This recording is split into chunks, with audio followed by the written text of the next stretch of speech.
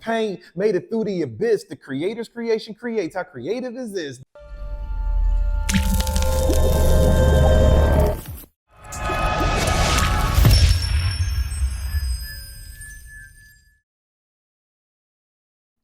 All right. Ladies and gentlemen. You know what I'm saying? Boys and girls. Principals, teachers, parents. Everybody. Everyone who wears a t-shirt. If you wear a t-shirt, you should be paying attention and listening to this episode. Talking to you. Hey, this your boy Sean Gary, National Youth Speaker and author of Ricardo's Race and Ricardo's Race, the activity booklet, and a couple other books, some children's books. Anyway, listen, you guys that are watching this, today we have a phenomenal, amazing gentleman, a brother of mine. Like, man, if I read his resume, this will be a 2 or 3 week type of reading where I would just nonstop. You see what I'm saying? So we have an honor, a privilege today of being with my brother, but you know what it is. Before we even get to that, for those that have never been here before, let me educate you and tell you, why are we here? This is the Win and Play podcast. Yeah. So the Win and Play podcast is for principals, teachers, parents, and any other youth advocate. If you do anything with young people, you are in the right place to be. And if you don't, maybe in the future, you're looking to work with young people, you're in the right place. And if you know somebody who works with young people, share this with them. Like it, subscribe, tag them, share it, send it out, all the YouTube stuff. But listen, the purpose of this is to get with others like you, other leaders that are working with youth, other youth advocates, teachers, principals, parents, and pull out their story, hear their journey, and then also let them give their winning plays and winning tips to share with you guys. So while you're watching, like I said, like it, subscribe it, all that good stuff. Comment below if we saying something, he's saying something funny, or he's talking about something and you like, you know what? I haven't tried that before with my child or with whatever he's talking about. Say it. Put it in the comments like, hey, I like that one. Yeah. I'm going to try that with my kid or with my knucklehead nephew or whatever the case may be.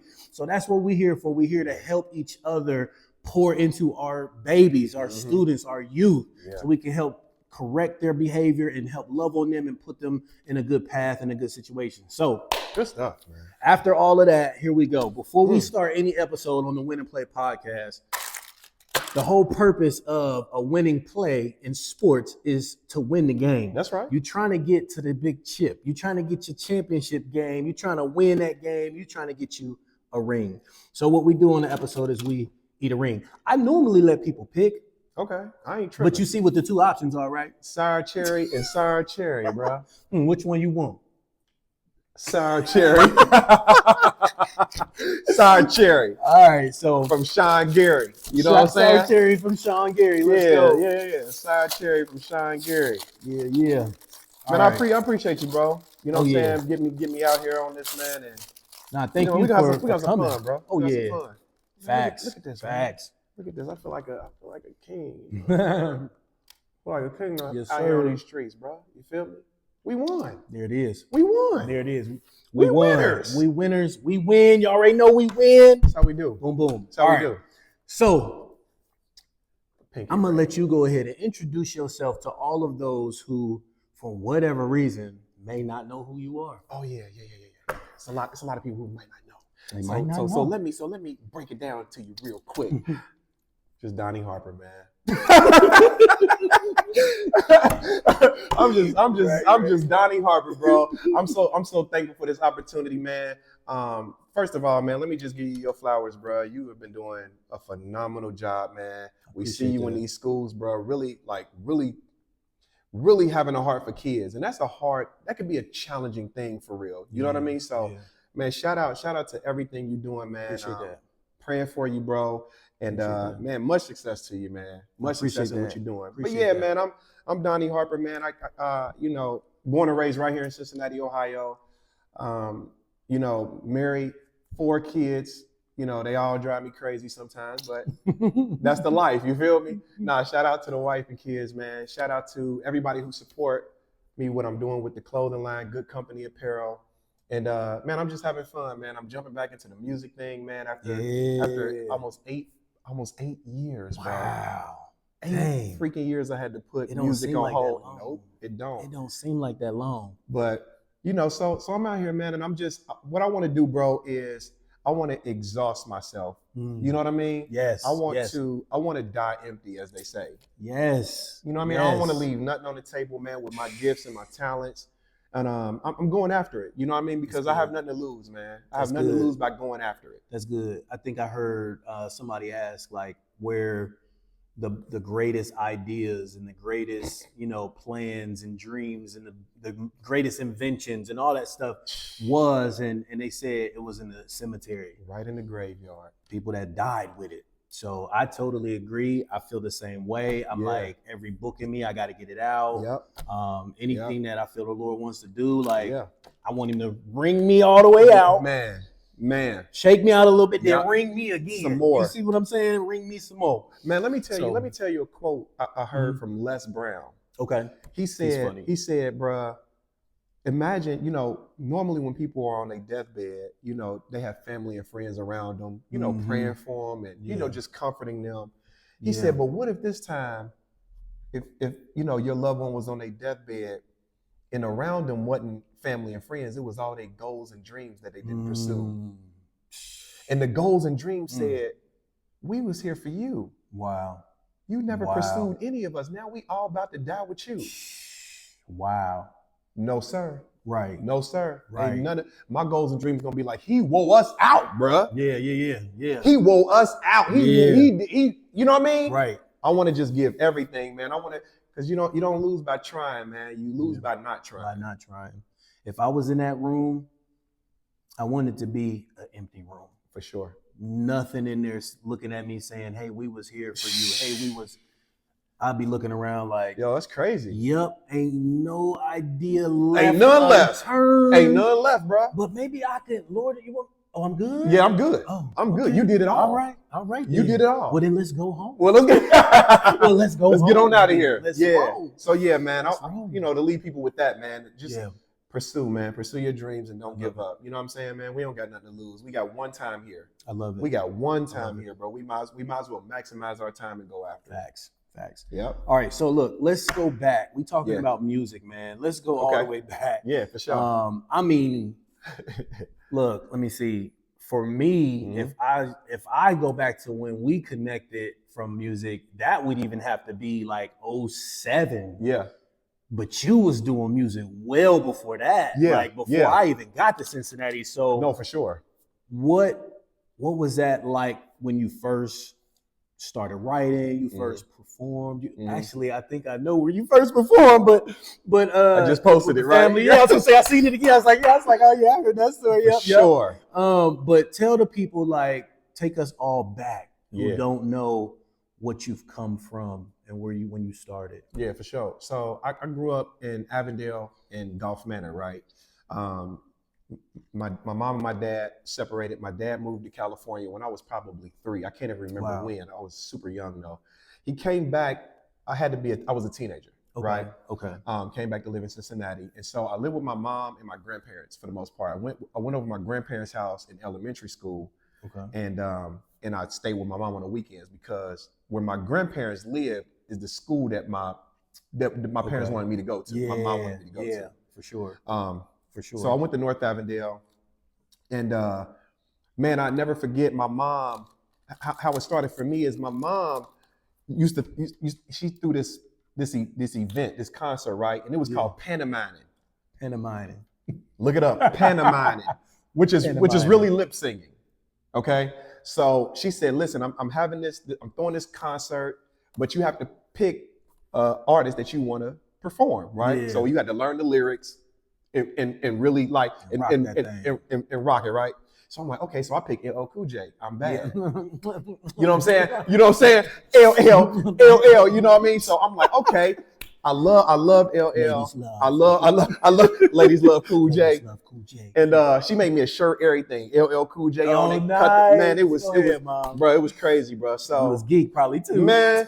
Listen, I had my homies behind me. You know what I'm saying? I had 2 dancers. I had 2 dancers, bro. I had 2 backup dancers. Absolutely. And it was my dude Sean and Randy. I never forget it, bro. So packed event, man, had to be sold out. It was so many people there. I was about 12 years old. Wow. Okay. And so that's where it started for me, man. I started, really listening to rap and when I was about 10. Shout out to my bro DJ Classy K, who actually showed me how to count bars. Wow. Yeah, I didn't know about bars. I was just young. Just using words. I was just going. So he was my DJ. So he used to make beats on his cassette tape, bro. Right. Okay. And so he showed me like this 16 bars, this a hook. You know what I mean? Because we would just follow the suit of another artist who was already out. Right. So I started writing whole songs around that time, man. Nice. Around 12 years old, I was writing my own music. Yeah. But that talent show or that lip syncing show, man, really started it for me, bro. Yeah. So I go back to that crowd, and everybody was probably going nuts, and it was crazy, man. And I never forget how it felt when people was, encouraging me like, boy, you did good. You know what I'm saying? I was just like, oh my God, like real? What is this? Okay. You know what I mean? And so getting that praise from my mom and, man, even when I was doing music back then in my teenage years, like I remember going to my mom one day and I was rapping. I was like, Mom, I got this song. I want you to hear it, right? She was my biggest fan. So I go to her, I do the rap. And one day she said to me, she was like, baby, you know what? You are so good. She was like, see, you don't gotta cuss. You don't gotta do all that in your music to get your point across. You are so good. This is when I was like 13, 14 years old. I'm 13, 14 years old, right? So I couldn't go to my mom cussing at that age anyway. Right. But when she said that, I never forget taking it as a challenge. Because now I'm in the hood with other cats rapping and they going in, you know what I mean? They rapping about everything. Yeah. And so. Are your students lacking confidence? How's their decision making in the school? What about their effort in the classroom? Are they giving it all that they really, really have? Well, these are things that as a national youth speaker and author, I address in school buildings. If you are dealing with any of these issues and you would like to have a fun, exciting, full of energy presentation, assembly, don't hesitate to reach out. My website is SeanGary.com. How they think about their next choices will be different. Go ahead and book a discovery call with me, which we simply have a conversation about what their challenges are, what their needs are, and then I can share with you what I would say, do, what talks that I have that address those areas, and also what an assembly would look like. And yes, I'm pretty much there the whole day. All right, thanks a lot. Now back to the episode. Yeah. And so I made it a point. I was like, I'm gonna see how dope I could be without cussing. Yeah. And so that's where it really started for me, and it pushed me to be creative because I had to be dope without using certain words, without the same privileges that all my homies had. You know what I mean? Right. So I had to be extra. Yeah. And so that's where my creativity came from with my delivery. Wow. Because I had to figure out a way to stand out because I couldn't cuss and sound hard. Right. I could, but I just didn't because I wanted to challenge myself. You know what I mean? Yeah. Because of what my mom, and I always wanted to go back to my mom and show her my raps. I couldn't go back cussing. Right. So I took that as a challenge, man, and I started writing from there, man. I fell in love with music, bro. Right there. So what was the journey like from there to like doing shows? Like where you actually started hitting some stages and you know making things happen? So I was probably about 15 before I really started getting on stages and stuff like that. Okay. Before I started having songs done, right? I used to. So when my dad came back in town, I used to go over his house and he had a 4-track. A 4-track. A freaking 4-track. So this means you only have 4 tracks. You got to explain that to all of us who don't know what that is. So a 4-track cassette tape, you put the tape in, you hit record, and you do your vocals over 1 track. You got 1 track, you can control the volume. Okay. Then you pause, you stop it, you rewind it. Okay. You hit record again, and then you click the second track. So to do your doubles, right? And so you only had 4 though for your vocals. So guess what? So what I used to do is I used to record on 3, bounce those to 1, then I have 3 And left then over. Yeah, I was so then you I already can know do I'm thinking more. like, hold up, if I play them and put them all on the For sure. So I used to mix the 3, bounce those onto the 1, then I got 3 more left. Use them 3. Yeah. So I used to go over his house, I used to record, and then I started making demo tapes, man, and I was able to go out and start doing shows at little like clubs and stuff like that. You know what I mean? And with my homies and you know, just different places like that. There wasn't a whole lot of places to get up on stage and perform at that time. And I was young anyway. You know, I wasn't supposed to be in the clubs for real, you know. And I didn't go clubbing. I wasn't a club guy, but those are the only places that we could perform. Right, that makes sense. If it was any opportunities anyway. So but that's where I got my start, man. Just recording, and I learned how to mix and stuff like that from my dad. You know, he showed me how to work the 4-track. And I remember he showed me one time, and what was he went doing upstairs where he knew how to do that and had that already? Absolutely. So my dad has been in music his whole life. Right before I was born. That's what he did. He played drums for James Brown. Like one of the coldest drummers in the city. Ask about Derek Harper. Yeah, he was one of the coldest drummers in the city, left-handed. Like used to kill stuff, bro. That's what's up. Yep. So I got the music from him. Born into it, man. And then my mom was a poet. Oh, really? So yeah, she got a book of poetry. I got a book of poetry that she self-published right now at my crib. So I couldn't help it, bro. That's what's up. You know what I mean? Yeah, the music and the writing, it was already there. You couldn't mess it up. Yeah. And couldn't avoid it. No, that's what's up. That's what's up. All right, so now you out hitting a couple stages. Yeah. I'm assuming at some point you started getting either some kind of a buzz or a couple cats following, or you connecting up, because we eventually got to connect up with Ken and Laz. And who were the first people that you started connecting with when you was rapping? Laz. Was it Laz? Okay. Laz. Shout out Rob, my brother Rob, man. So check this out. What's so crazy is, hold on one second. If you're looking for a realtor, no cap. Reach out. Robert Smith. Reach out. Author, realtor, big brother. Okay. We showed him some love. Okay. The GOAT. Right. So man. Yeah. How did y'all connect up? So we lived on the same street. Okay. Me and Rob. Okay. Right.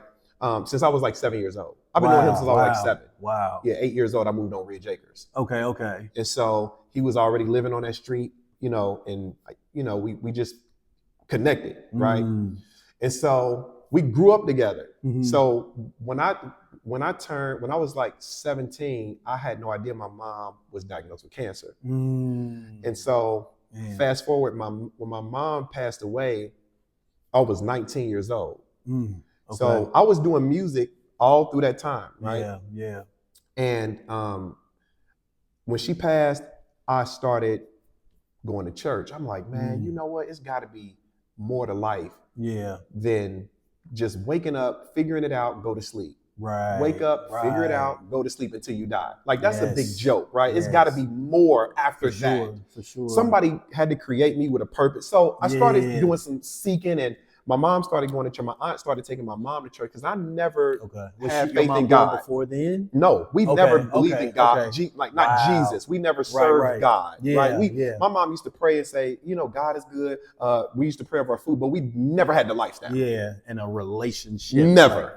Right. Makes So before she passed away, my aunt, who was a believer, started coming around. I'm like, who is this aunt? Right. So she started coming around. I met my aunt Pam. Shout out to my aunt Pam. Aunt Pam. And so she started taking my mom to church. Okay. So I'm a mama's boy. So I followed my mom to church. I'm like, I'm going to church too. Like, okay, what is this? So after going to church for a while, my mom passes away. I remember the pastor talking about, you know, we'll be able to see our loved ones again. You know, if we believe and accept God, we'll all be together one day again. So I'm like, I need to see my mom again. So I accepted Christ in my life after my mom passed, only to see my mom again. I was using God. Wow.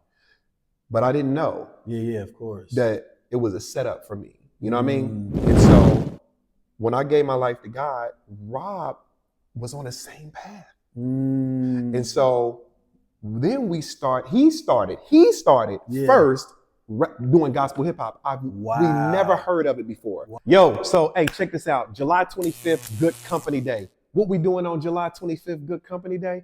Man, we doing a good deed. So the idea came from I bought a guy food one day, had no idea that his mom passed the day before. And I just wanted to say, man, listen, what if we all did that together as good company, right? We all put on good company, take a selfie, and in the caption, you put good deed accomplished, hashtag I keep good co. That's very important. Use the hashtag. And then just type out the good deeds you did. So it looks like a selfie, good deed accomplished, hashtag I keep good co. Man, I paid for somebody's food today. Y'all have a blessed day. Simple as that. July 25th is going down. Good company day. Let's go. Wow. This is in 1996. Do you hear me? Run it back. How old were you? This What is were you in doing? 1996 when we started like really getting into 97, because she passed away in 97.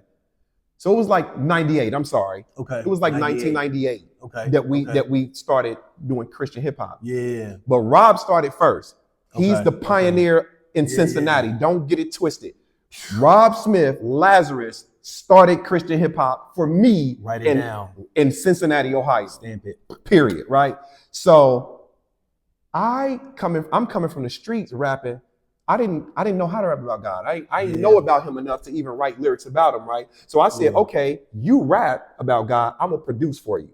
So I started out producing for him when I stopped rapping about, because I knew I couldn't keep rapping about what I was rapping about after I gave my life. I just knew that wasn't right. Mm-hmm. So I'm like, I'll support my bro. Yeah. So I was like, I'll produce for you. So that's how it started, man. And then we came up with the record label FIC. And and shout out to D-Maub, my homie D-Maub.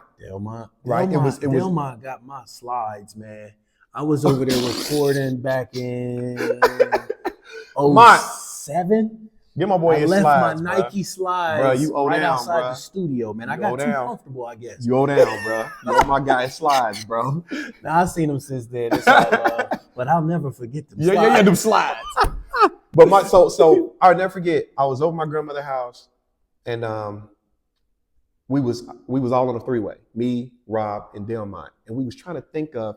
I think I might have said FIC, right? Because I did say FIC. I said the initials because I was with my cousin before I got saved, and we would call ourselves FIC.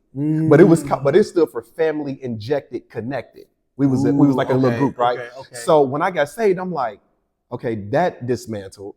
I'm like, FIC sounds so dope, but it can't stand for the same thing. So I think my homie Mont was like, Forever in Christ? Ooh.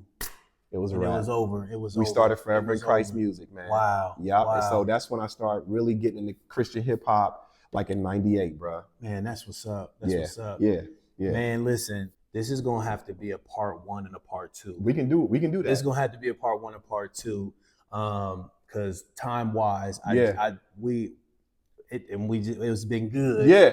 It's been good, but we are gonna have to wrap up. So, but before we wrap We up, coming back. what I want to do is, while we talking about this music thing, let's try something that has never been done before. Come on. The Win and Play podcast. Come on. So what I want to do is, I'm gonna let you decide. Okay. What video would you like them to watch in 2 seconds?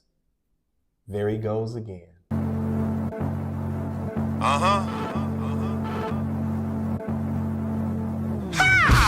There he goes again. Everybody in my business, bring your noses in. How many man-made rules I'm supposed to be in? Before the end, you gon' see that I'm supposed to win. I'ma win. Give me a second, I'll expose these men. Like the homie David dancing off the clothes he's in. If you see somebody with me, are we close? Depends. If he or she represent the most high, we twins. And I mean that. I'm like a machine that bring that word. Where mean cats be puffing green at. Seems that these teens like real leadership. So I was sent to show them what a team at. To get them off the streets with a beams at. That's attached to their gats where they serving fiends at. Instead of water in their cup, they throwing lean back. With no living water in their gut, it don't mean jack. Tell me what you're doing with your life. Hustling for money, you gon' ruin it for ice. You may think the way that you are viewing it is nice, but it's detrimental. You ain't doing it for Christ. Made a humble pie, yes, I'm offering a slice. Only benefit if you willing to sacrifice. If you ain't committed, subject to pay a price. Homie, you gon' get it. Never taking advice, every one of you. Don't be offended from how I come at you. Just want you to recognize everything that he's done for you. Think about them challenges you running through.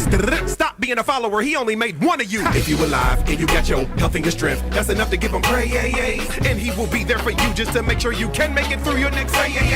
Coming with the truth, make them known to cringe. Sorry if my lyrics lyrics and my tone offends. But run up on your family and foes and friends. Tell them I be got dog and there he goes again. Hiya, hiya, hiya. How you know the boy real? Simple if you listen to the flow, the boy spill. My temple is a vessel that the Holy Ghost feel. My mental kind of special way I think to make you ill. Call it doc. The way I do these beats, you need a pill to recover from the stutter. I unleash about my grill. For you from the lie you think it's real. I ain't the type of guy you can look at as a meal. I'm the prey. You better pray. Keep my enemies at bay. All I'ma say is they don't wanna come my way. They'll be led astray. And no amount that you can pay to resurrect yourself about the grave. Think the tables will turn soon as you blink. I'm on the brink. The disconnect and all the weakest links never sink. I stay above the water, ask my wife, sons and daughters how I put the truth on paper with the ink. Some people may think I'm strange. Some people ain't feeling me. Yeah, that's okay. I know my range and my capabilities. Right, me and them are not the same. Cause they lack humility. Hey, kick them out the game. I'll open up the door, wave as they walking through the frame. Practicing my chivalry. Now it's time to clean. Tighten up the mess. Hard as it may seem, I'ma make it fresh. Since I've been redeemed, I can say I'm blessed. Living out my dream, rocking with the best. That's the benefit of relationship with the master. All I'm really trying to do is save you from disaster. Coming with the truth, make them known to cringe. Sorry if my lyrics and my tone offends. But run up on your family and foes and friends. Tell them I be got dog and there he goes again.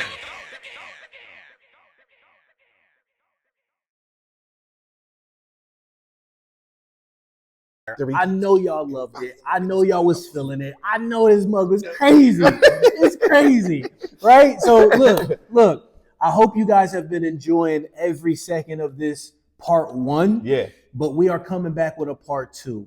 So before we go though, I need you guys to like and subscribe and make sure you share this and let people know like, hey, this is only part 1. Yeah. Part 2 gonna be fire. Yeah. It's gonna be fire. So we're gonna connect again because we gotta get to all the good stuff. Yeah, we gotta get to some literally real all the good stuff. Yeah, all the good stuff. If you feel me, all the good stuff. So we gonna roll out. And I'm trying to think, is there anything? Well, we dropped that music video on you. So Drop the music video. You've seen the music video. You heard the story, how it got started. Yeah. But there's so much more. There's Yeah. so much more. Yeah. So guys, come back, check out part 2. And anything else you want to say while we head out on The this? importance of keeping good company. That's part 2. Part 2. Part the 2. importance of keeping good company. Keeping good company. That's it. Come on, y'all. That's it. Y'all already know what it is. You better watch who it you is. surround yourself with. You already know what it is. We on that. All right, so look, stay tuned. Check us out, episode 2. And until next time, it's your boy, Sean Gary. And we out. Peace. Peace.